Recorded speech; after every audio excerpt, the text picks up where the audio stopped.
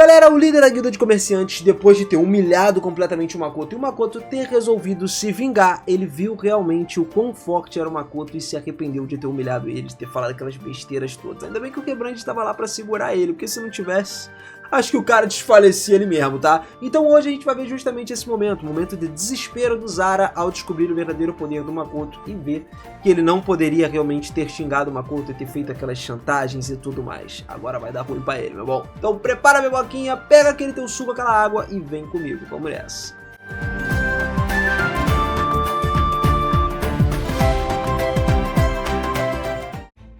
Fala, seus otakus, beleza? Eu sou o Minas e sejam muito bem-vindos a mais um videozão aqui do canal. E olha só, galera, há 3 dias que tinham se passado já desde o início daquela confusão na cidade lá da academia, né? A situação ainda estava um caos total, todas as variantes continuavam aparecendo, continuavam se espalhando, era como se elas estivessem seguindo o plano inicial, né? O plano direto delas. Só que ninguém sabia ao certo qual era o propósito dessas variantes. No primeiro dia, o Makoto passou a noite aí em um dos pontos de evacuação, né, que era parte dos demi-humanos que a gente tinha comentado. Naquela noite teve uma reunião para trocar o máximo de informações possíveis, só que nada de muito importante acabou surgindo nessa reunião, exceto uma certa notícia de que Ruth estava planejando fazer alguma coisa sobre essa circunstância aí, principalmente da circulação de mercadorias da empresa. Seguindo o que a Tomoe ouviu isso daí, ela passou para o Makoto.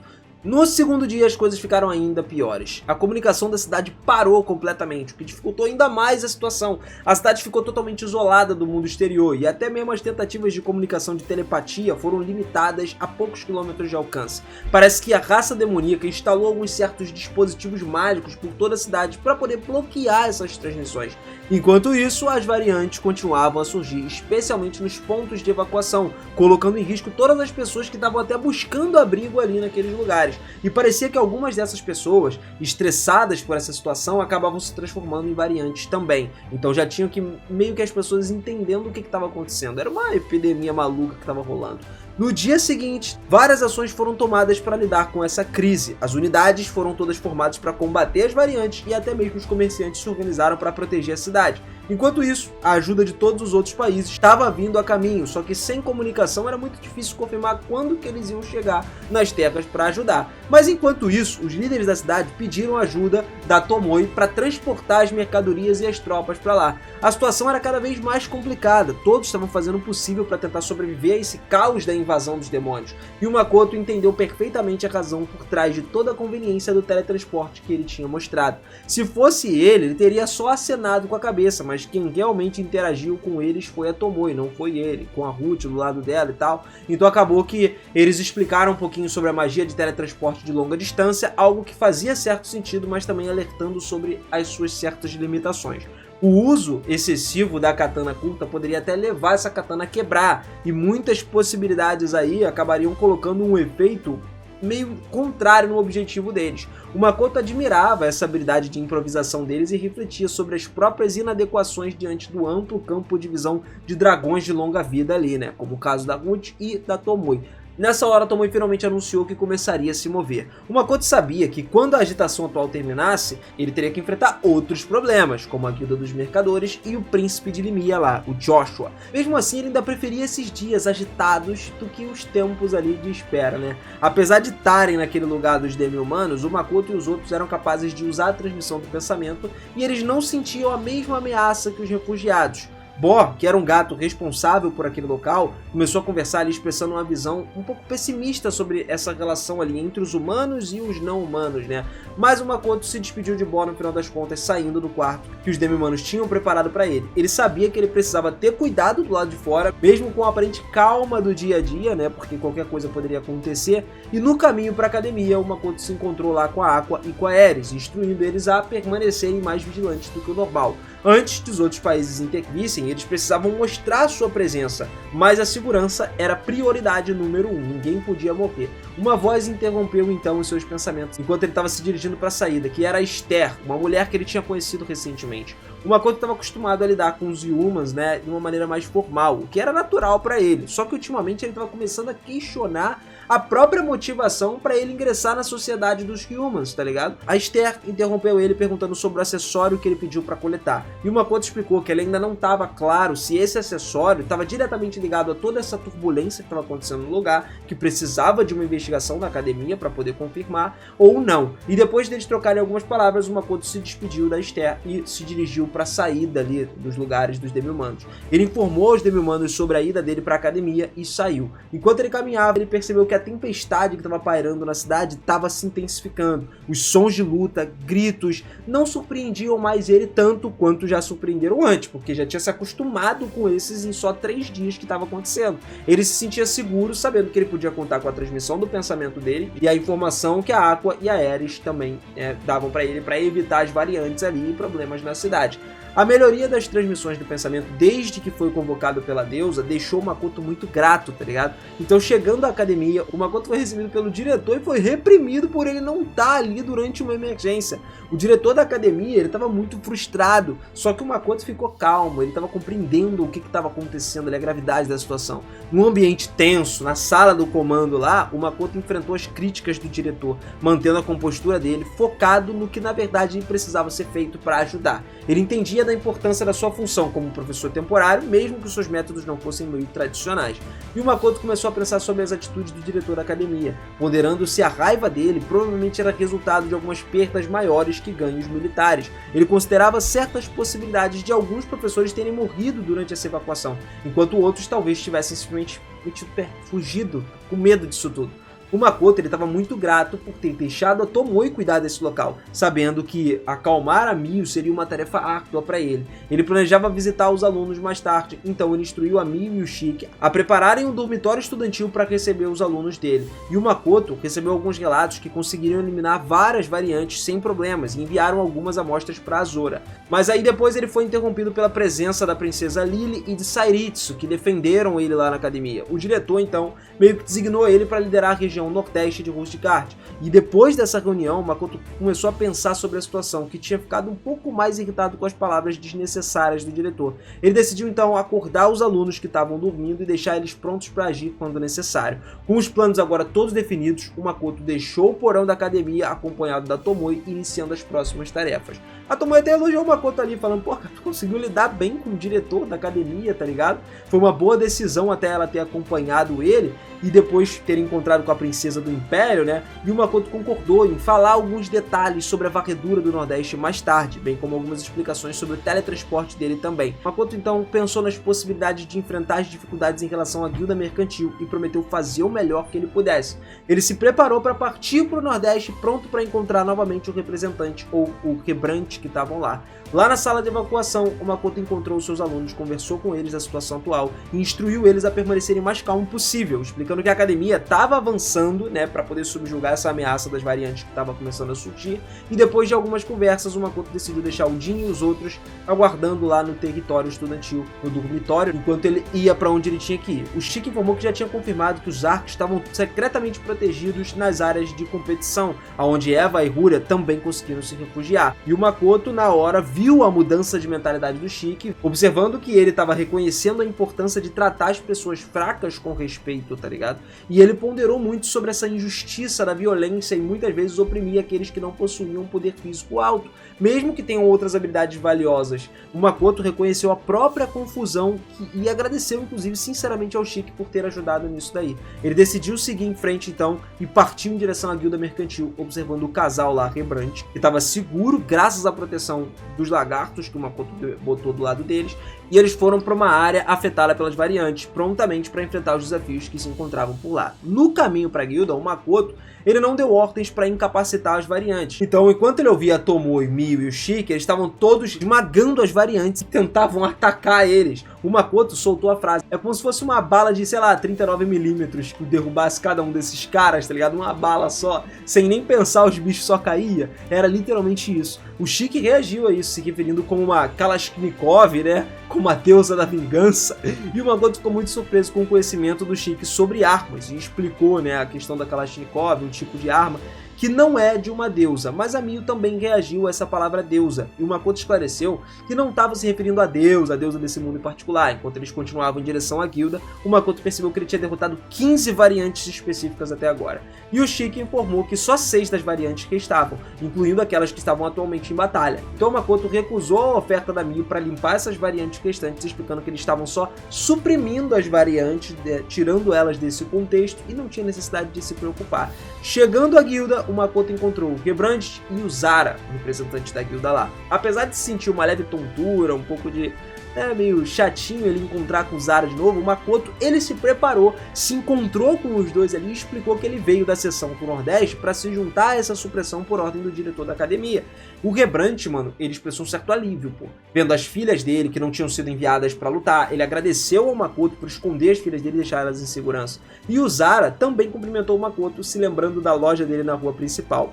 Com uma certa exaustão evidente no rosto dele, né, o representante Zara se dirigiu para o Makoto e começou a falar, só que o Makoto mal conseguia suportar ouvir a voz desse cara, que era patético. O Makoto ficou muito surpreso com a mudança de atitude que aconteceu. Parecia que, cara, o Zara não estava mais disposto a confrontar ele naquele momento, como antes, né? Mesmo ele estando num nível tão exausto possível. E o Makoto se perguntou se isso era genuíno ou só uma estratégia dele para poder lidar com essa situação. O Gebrand explicou que na verdade ele revelou a verdade sobre os lagartos para o Zara, para poder facilitar a conversa deles. E graças a isso, o Zara não causou mais problemas, porque ele sabia que o Makoto era o mestre dos lagartos da névoa. Mano, nessa hora, o Makoto não se importou muito com isso, desde que não se espalhasse para mais ninguém. E depois o Makoto explicou a situação para o Zara, informando sobre toda a atividade dele durante o ataque das variantes. E o Zara parecia meio que compreensivo. Embora estivesse exausto, ele respondeu a todas as perguntas do Makoto sobre os danos à guilda dos mercadores, explicando que ele estava enfrentando muitas dificuldades por causa da falta de força militar e dos recursos limitados que eles tinham. Parecia que eles estavam literalmente encurralados em um certo lugar. E o Gebrand e o Zara, mano, eles estavam todos discutindo brevemente sobre isso. O Makoto, ele observou aquilo ali e percebeu que o Gebrand estava apoiando o Zara de alguma forma. Então ele perguntou se isso era uma boa decisão, apoiar esse cara. Depois da conversa, o Makoto sentiu que a situação estava se desenrolando como planejado por ele, e ele estava aliviado por chegar a tempo para conseguir ajudar alguma coisa. Só que, por um certo momento, o Makoto pensou que pedir para os seguidores do Gebrand que tinha deixado com ele, né, cooperar na ofensiva, fosse uma coisa boa. Só que ele percebeu que eles estavam decididos só apenas em proteger eles mesmos. Então ele desistiu dessa ideia e percebeu que seria inútil tentar botar os caras na linha de frente. Provavelmente isso foi interpretado como um aviso, né, para eles não se envolverem mais do que o necessário. Mesmo que não fossem flexíveis, eram guerreiros muito confiáveis, e seguindo o conselho do Makoto, ele decidiu entrar na supressão ali sem ir pra guilda. E aí ele informou ao Gebrand que já tinha derrotado cerca de 15 variantes no caminho até ali, e aí o Shiki confirmou que só sobraram 6 variantes ali, e o Makoto foi lá e propôs: Shiki e Miyu, vocês vão competir com essas 6 variantes restantes. Um prêmio para quem derrotar mais delas. Ele explicou que esse prêmio seria algo que pudesse realizar naquele momento, como, sei lá, contar sobre o seu mundo anterior, ou talvez cozinhar juntos, enfim. O Shiki e a Miyu concordaram, mesmo que a Miyu tenha feito uma ressalva sobre o Makoto ele não poder voltar atrás na sua oferta, e enquanto seguia ali o Shiki até o local da luta, o Makoto se sentiu um pouco desconfortável. Ele se perguntou se a sua proposta tinha sido precipitada ou não, considerando o esforço que o Shiki e a Miyu tinham de fato se dedicado para sua proteção. E aí foi quando o Gebrand começou a comentar mais com o Zara sobre o Makoto, mano. E isso começou a provocar uma reação absurda, cara, no maluco. Ele ficava surpreso, ele estava incrédulo com a ideia de que o Makoto e os seguidores dele, os quais o Gebrand se referia como os mais fortes da cidade, estavam realmente num nível tão elevado, porque o Gebrand falou que, pô, Tomoe, nível 1500 acima, 1000 acima disso, e o Makoto era o chefe dela, então ele estava mais acima disso ainda. Mesmo que falasse formalmente com o Makoto, o velho amigo dele, o Gebrand, usava uma linguagem informal e direta quando se dirigia com o Zara, revelando uma profundidade do relacionamento pessoal dos dois. Enquanto isso, a Tomoe foi guiada pela esposa do Gebrand aí dentro da guilda, e o Zara, visivelmente suando, começou a encarar o Gebrand. Apesar do olhar intimidador do Zara, o Gebrand aceitou calmo essa situação aí, como se ele tivesse acostumado com a personalidade forte do amigo dele. E o Zara começou a ficar muito frustrado com essa tranquilidade do Gebrand, né, e principalmente a habilidade de combate da companhia Kuzunoha, questionando como eles poderiam ser tão poderosos e tão misteriosos ao mesmo tempo. Então o Rebrant respondeu com uma certa ironia pra ele, né, sugerindo que ele mesmo estava desanimado com essa situação. O Zara, por sua vez, continuou expressando uma certa perplexidade ali, ele estava preocupado com a presença da companhia Kozunoha na cidade, e o Rebrant então revelou algumas informações sobre o Makoto e seus seguidores, destacando a incrível força e habilidade deles também, além do nível, né, que eu já tinha revelado antes.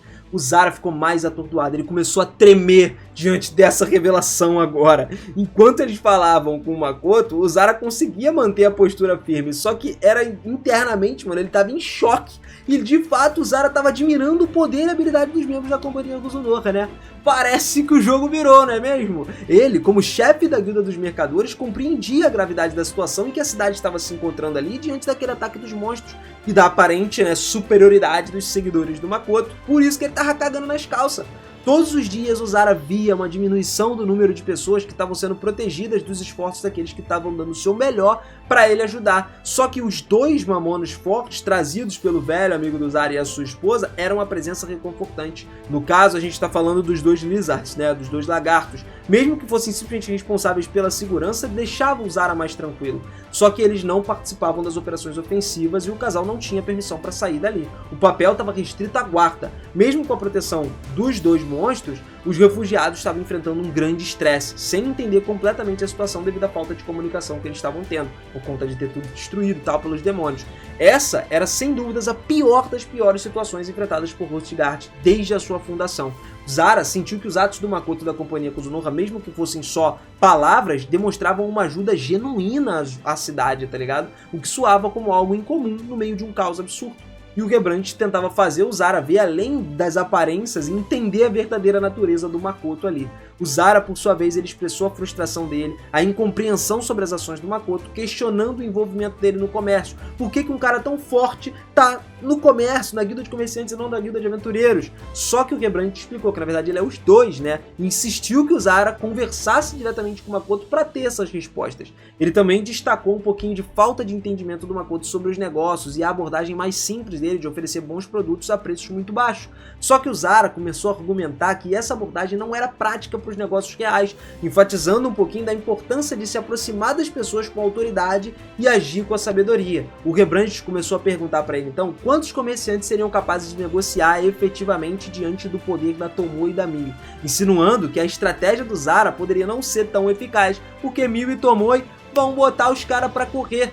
E aí o Zara começou a acreditar que ele ainda poderia ter sucesso, mas o Rebrant alertou ele sobre todos os riscos envolvidos em desafiar os poderes estabelecidos e também as consequências potenciais das ações dele contra o Makoto. Ele falou de toda a disposição que o Rebrant teve para ensinar tudo sobre os negócios para o Makoto, caso ele desejasse, e também destacou uma certa visão do jovem que ajuda pessoas doentes ou pessoas amaldiçoadas por conta, igual ele fez com as filhas do Rebrant. Ele via que o Makoto era alguém muito benéfico e que não se encaixava no molde de controlar as outras pessoas. O Zara, por sua vez, ficou meio amargo, porque ele percebeu que a última parte da fala do Rebrant provavelmente se referia a ele mesmo, que era um cara super manipulador. E o Zara questionou se essa violência poderia corromper os negócios, expressando toda a preocupação com as ações da companhia Kozunoha. E aí o Rebrant ele comparou as ações da empresa com desastres naturais e sugeriu que, se fossem consideradas menos prejudiciais que outras opções, poderiam ser toleradas. E aí o Rebrant teve que enfatizar de novo o poder da companhia Kozunoha e como isso poderia trazer, inclusive, um crescimento absurdo para a própria cidade dele. As palavras deixaram o Zara muito desconfortável, porque ele sabia que o Rebrant estava falando a verdade, mas ele ainda, lógico, mantinha a perspectiva dele, ó, aquela parada igual de cavalo que só olha pra frente, a perspectiva irracional, absurda. Pois é, e o Rebrant mais uma vez falou que ele acreditava muito na companhia Kozunoha e na fonte da receita valiosa que eles tinham, que era digna de apoio. Mesmo que se fosse desafiador, eles tinham que ser apoiados. Ele argumentou que no mundo dos negócios, o lucro é supremo, não importa quem fosse traído nesse processo. E o Rebrant compartilhou a experiência na guerra e como isso ensinou a ele sobre a importância do lucro e de toda a autopreservação. Ele reconheceu que ele era muito mesquinho quando viu alguém como o Makoto, que parecia estar num nível totalmente diferente da compreensão, mas que era uma pessoa super bondosa. Então o Zara ficou com algumas dúvidas sobre o Makoto, lógico, e também a falta de aprovação nele, mas o Rembrandt incentivou ele a reconsiderar a sua posição. Ele sugeriu que o Zara visitasse até Tsaig para poder entender melhor toda a situação ali do Makoto e deu uma leve provocada em relação aos interesses amorosos aí do Zara. Os dois amigos começaram a brincar um com o outro e aliviaram um pouco dessa tensão no momento. Quando os mercenários retornaram da guilda, o Makoto permaneceu ileso lá e o Zara falou tipo, impossível. E aí o Rembrandt começou a rir, tá ligado? Surpreendendo o Makoto com a reação deles ali. Mas realmente o Zara viu que se o Makoto quisesse, deletava ele da Terra em 2 tempos. Acho que agora ele vai mudar completamente a ideia, né? O que você acha? Deixa aí nos comentários pra gente conversar muito mais sobre isso. E se você quiser continuar acompanhando o Tsukimichi, não perde tempo. Se inscreve no canal e ativa o sininho, cara. Vem comigo que eu vou trazer pra você. Toda semana tá saindo 2 vídeos de Tsukimichi aqui pra gente trazer muito mais coisas da história, beleza? Porra, a novel tá gigantesca. Fora o anime, então a gente vai falar de muita coisa ainda. Tamo junto, família. Beijo no coração de vocês e eu vejo vocês na próxima. Valeu!